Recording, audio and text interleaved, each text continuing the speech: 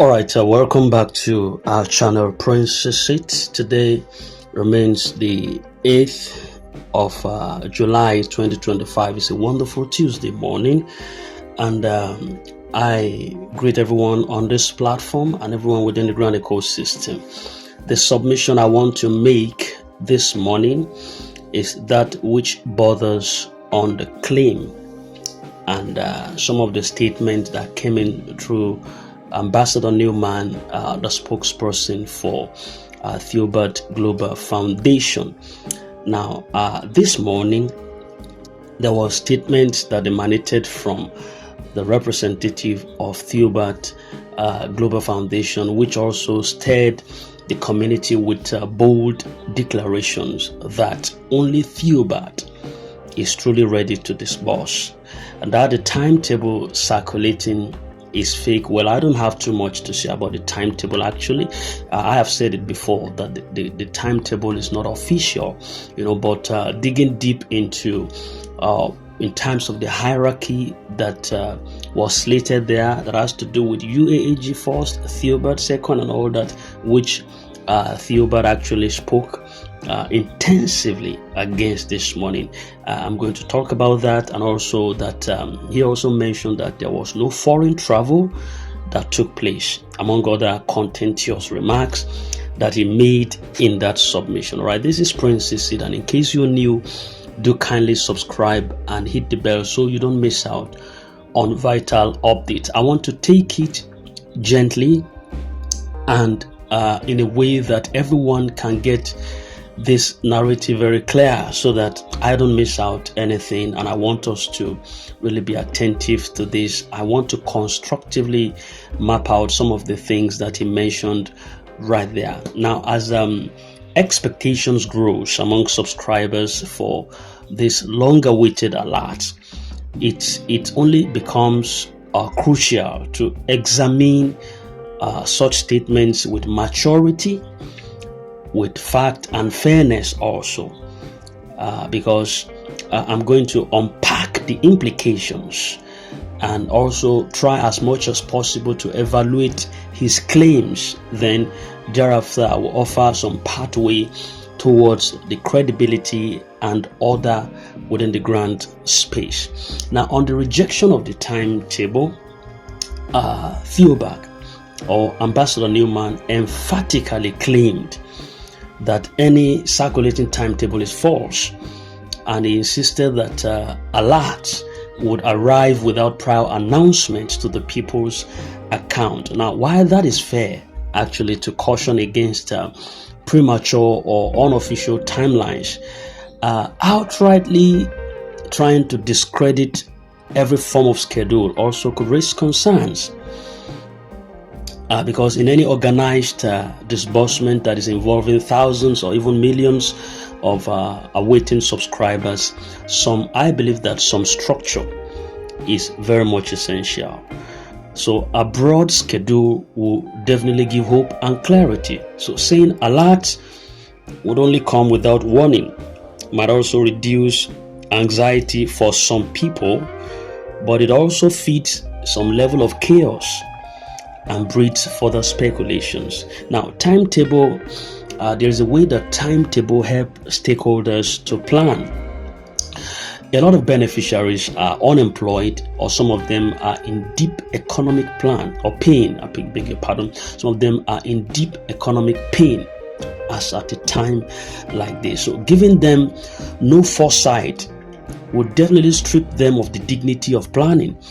Even the banks that we bank with, they issue statements about some upcoming bulk inflows. Now, why should Theobald refuse to offer similar guidance? I could call it also some level of unpreparedness.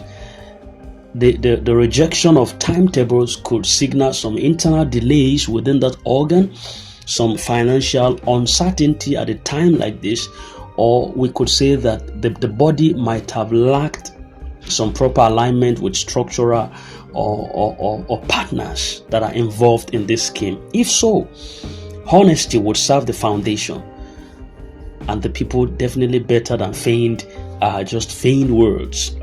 Now, going further, he dismissed other grand platforms. He actually discredited other grand platforms, the UAAG, the Saint Rita, the Midwest, the Supreme, and the rest of them. He was quoted, I'm quoting him now. He said, no other grant is close to disbursement, that others are just merely waiting for Theobat, and that their own grant is separate. In other words, they have a separate grant than others, like the likes of UAG and the rest. Now, this could create a picture of exclusivity instead of inclusivity. All of this, I believe, I've always said that the grant that Theobat is to disburse is what UAAG is waiting for. The same grant that Supreme is to disburse, Saint Rita is to disburse, is the same grant that UAAG is waiting for. But in his own submission, he excluded completely the body Theobat from other grants, that Theobat is a standalone grant. In other words, Theobat is positioning itself as the singular beacon that is to render hope to the masses. I could call this divide and rule narrative, because there's a way that such statement would undermine the collaborative spirit of grant and the NGOs ecosystem. A lot of platforms, including the UAG, the Saint Rita, the Supreme, and the rest of them like that, they have also engaged similar activities, and they've amassed a number of followers for themselves. So to write them off is disrespectful. To write them off is completely disrespectful, and it also risks disunity in advocacy together within the ecosystem. Yes. So if we move further from this, we also talk about. He talked about the evidence that suggests that many of these foundations, are not moving towards a collective disbursement. You see, but a lot of these foundations, they share clusters. They have subscribers who subscribe to those organs. You see, and this, what I see as this interconnectedness, there's no way you can deny that. So to say that only us are ready to disburse, others are not in any way, such a statement ignores some years of collective effort by a lot of NGOs, by partners, by clerics, and every other person within the ecosystem. It definitely is going to bring suspicion, not confidence, instead of it to boost credibility among the subscribers. Is going to raise questions and concerns. Why the need to discredit others, to validate yourself? I believe that if Theobat truly leads the way, its impact is going to speak without diminishing others. Yes. Now, going forward, I want to pragmatically pieces all of these submissions and see how to constructively criticize and also bring to view some of the things that Ambassador Newman said in that submission, which are not expected. And whatever the case is, there's no point discrediting other grand foundations and claiming that it's only yours that is ready to disburse. I beg your pardon. This is Princess Channel, the channel with legitimacy. I'll be with you just shortly and in a moment.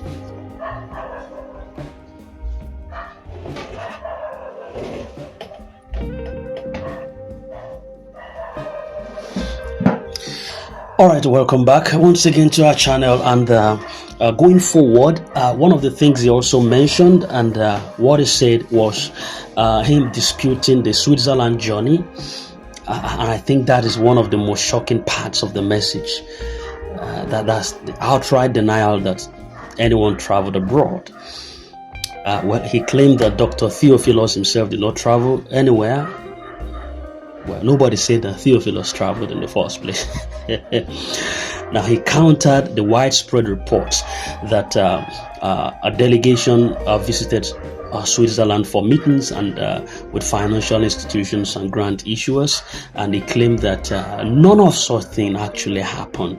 Now, multiple independent sources, including insiders, cluster heads, and investigations affirmed very much that delegates did travel, including members from different foundations. Yes, towards the witness and confirm movement to Switzerland towards the end of last month, early this month. And this is a kind of damage control by denying the journey and labeling it a fake. Theobald may be burning bridges. I'm just thinking aloud. He might be burning bridges with global financial bodies and donors. And I'm seeing this as what is called isolationism. He's trying to isolate himself, thinking that he's better than all. And that actually, that really helps non-profit organization to grow. Isolation is the last step towards destruction.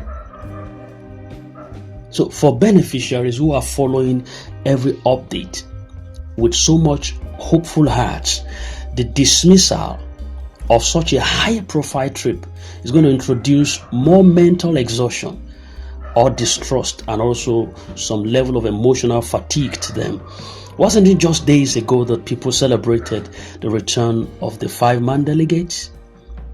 Then for Theobald to come out and say nothing of such. Well, there are those that can't be derailed by such submission. If you can't be derailed, then you could go in for that, or you could be caught up in that web. But there are those who can't be derailed by such submission. So they claim that there is assurance. Is also one of the things that he said. He claimed that there is assurance with Theobald. Yes, on the surface, that could be certain. But I think that also lacks a level of context, evidence, and also supporting mechanisms that we'll see in sight. In the light of years of delays, a language like that feels a little bit empty, if not paired with some clear actions that supports it. I believe that assurance needs some level of metrics. It does. If you are close to disbursement, why no date? If you're very close to disbursement, why no date? It's not contradictory to give both assurance and a range of possible disbursement dates. So saying that we are ready, but no one will know when. No one will know when. We are ready, but no one will know when. To me, it sounds like either a lack of control or a manipulation of faith-based obedience. That's the way I see it, actually. I think going forward, there is a need for unified communication. The disorganized and often conflicting narratives that is emerging from these foundations, sometimes even UAAG, Theobald, Century, and the rest of them like that, is an issue. It's a major issue here. There is a poor unified communication system. The ecosystem is too noisy. The ecosystem is rumor prone, and it's so dangerously dependent on voice notes and sometimes unverified broadcast. It's not nice. It's not nice. I believe that the ecosystem should maintain a real-time disbursement dashboard or official portal, not vague announcement or voice notes that sends people aching. It's not good. Then there should also be inter-foundation collaboration rather than this competition that we see, this rhetorics that we see.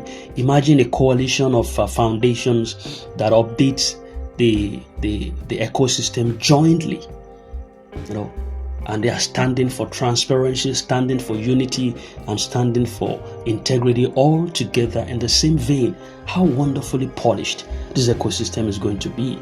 But there's a lot of scattered, disunity, disjointed members within this ecosystem, and it's sending, it's praying a lot of strain and strain on the ecosystem. It is. So, in conclusion, let us allow credibility to lead the way. Yeah, I'm not saying that Theobald is not working.